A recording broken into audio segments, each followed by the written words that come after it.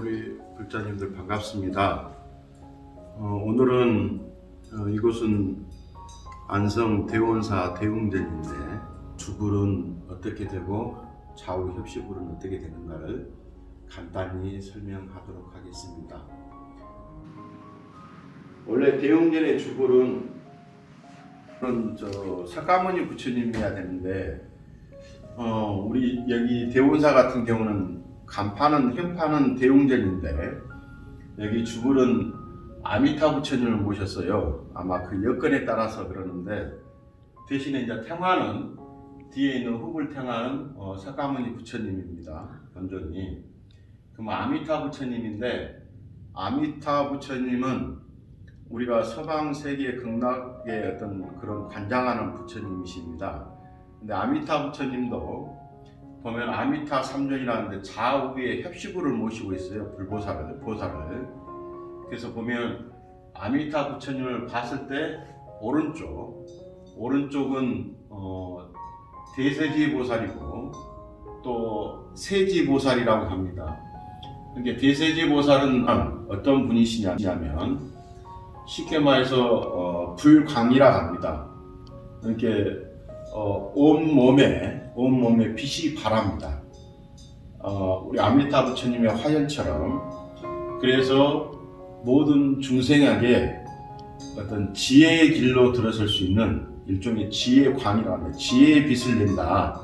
그래서 지혜의 광 내지는 지혜의 문이라고 합니다. 여기에 대세지 보살님은 간무량수경에 뭐라고 했냐면 온몸이 빛을 발해서 모든 중생을 구지하고 판람으로부터 구지한다 중생들을. 그래서 어떤 빛의 화신이라고 해도 과언이 아닙니다.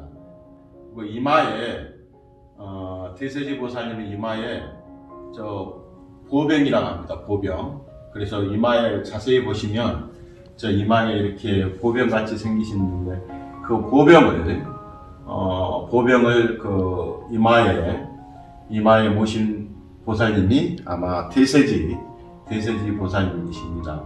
물론 손에는 그 연꽃이 여기는 들어 있습니다만, 간세보살님도 연꽃이 들어 있습니다만, 되게 대세지 보살님은 이마를 우리가 불보살을 봤을 때 간세보살님, 대세지 보살님을 구분하는 방법이 이마에 보병을 모신 분이 대세지 보살님, 세지 보살님 그렇게 합니다.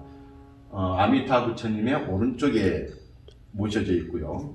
또 지금 이제 왼쪽에 모셔져 있는 아미타 부처님 봤을 때는 왼쪽입니다. 왼쪽에 봤을 때는 간센보살님이십니다. 그래서 간센보살님은 뭐냐? 아까 대세지 보살님은 어떤 지혜의 문이라면 간세음보살님은 자비의 문이라고 합니다. 자비의 문, 자비의 광. 근데 관세음인데 음이 소리가 아닙니까? 대세지 보살님은 빛의 어떤 형상화라면 관세음보살님은 소리에 우리가 말하듯이 민감하단 말이에요. 그래서 우리가 연불할 때도 간센보살을 우리가 통성연불을 하듯이 열심히 하면 간센보살님이 어떤 자비의 문, 자비의 그런 화신이 활짝 열려서 우리의 마음에 그런 자비로움을 많이 펼쳐 보이십니다. 그리고 간센보살님은 아미타 부처님이 화신이라고 해도 과언이 아닐 정도로 마음속에 아미타 부처님이 되고 싶어하는 그런 원력 때문에 간센보살님 꼭 이마에 아미타상을 아미타불을 모시고 있습니다. 그래서 여기 보면은 이마에 아미타상을 모시고 있고 부처님을, 그 다음에 손에는 여기도 연꽃과 보병을 들고 계십니다. 그래서 아미타 부처님의 협실은 오른쪽에는 대세지보살님이 있고 왼쪽에는 간센보살님이 있습니다. 이제 각 사찰마다 다르겠지만 여건에 따라서, 그래서 아미타 부처님이 되게 또 어디 사찰은 대세지보살님을 빼고 또 지장보살을 모시고 있는 데도 있습니다.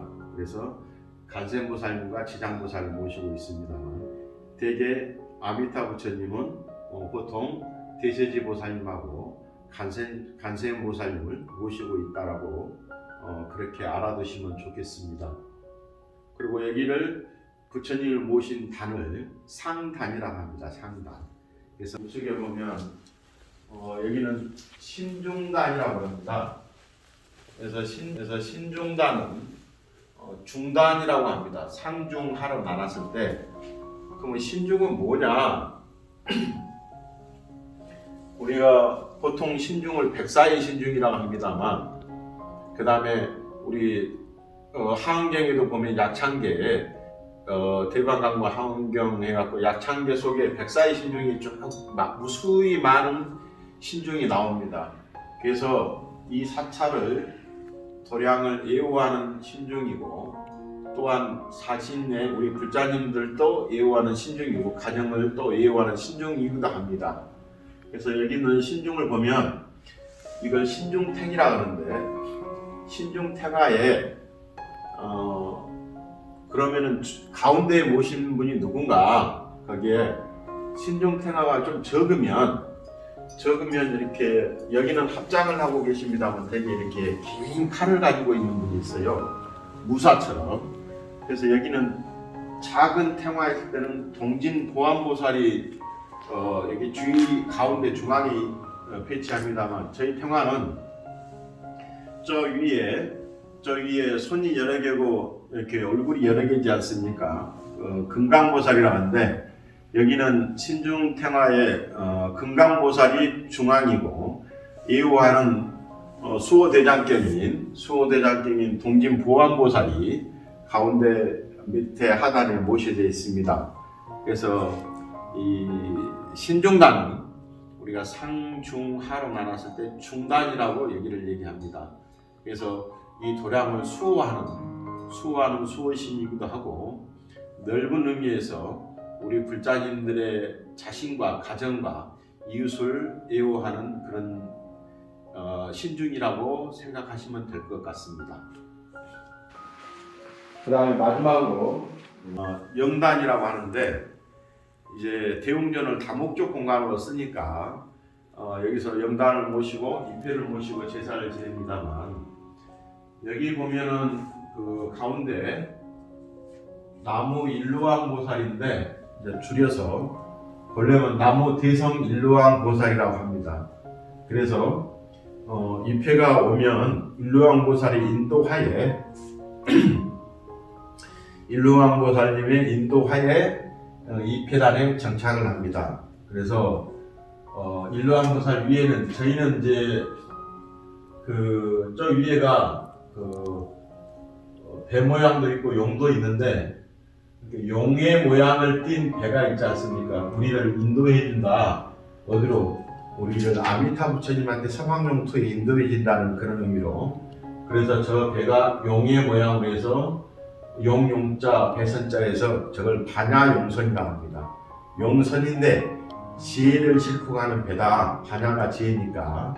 그래서 지혜를 실쳐가는 어떤 그런 형상으로 여기는 조성이 되어 있습니다. 그래서 뒤에 아마 저기 지장보살님도 같이 계시고, 그 다음에 아미타 부처님한테 서방용토에 이끄는다. 여기 입회는 이걸 일종의 평생입회, 맞는 입회라고도 합니다. 그래서 돌아가신 분을 선망 조상님이나 지인들을 모시자 할 때 여기 한번 모시면 이 절이 폐사될 때까지 영원히 모신다 해서 만년 입회 내지는 평생 입회라고 합니다. 그래서 이 입회단을 향해서 제사를 지내고 또 천도되든 기제사든 기타 나머지 제사를 항상 여기를 향해서 제사를 지냅니다. 대개 대웅전을 보면 상중하로 나눠져 있는데 아까 제가 말씀드린 것처럼 상단에는 부처님, 또 저희는 아미타 부처님을 모시고 있습니다만 부처님을 가운데 주불로 인해서 좌우 협시불로 대세지 보살님과 간생 보살님 모셔져 있는 것이 상단입니다. 중단은 신중단이라고 합니다. 그래서 신중님을 모시고 있는 이 도량을 지키고 가정을 지켜줄 신중님들의 모시고 합니다. 대개 신중단을 향해서 우리가 반야신경을 많이 합니다. 중단 태공할 때. 그래서 반야신경을 읊고 하단 영가단이라고 합니다. 그래서 영가단에 그런 제사 의식을 행할 때 이 제사단을 향해서 제사를 지내는 곳입니다. 이상으로 간략하게 대웅전의 기본적인 구조에 대해서 말씀드렸습니다.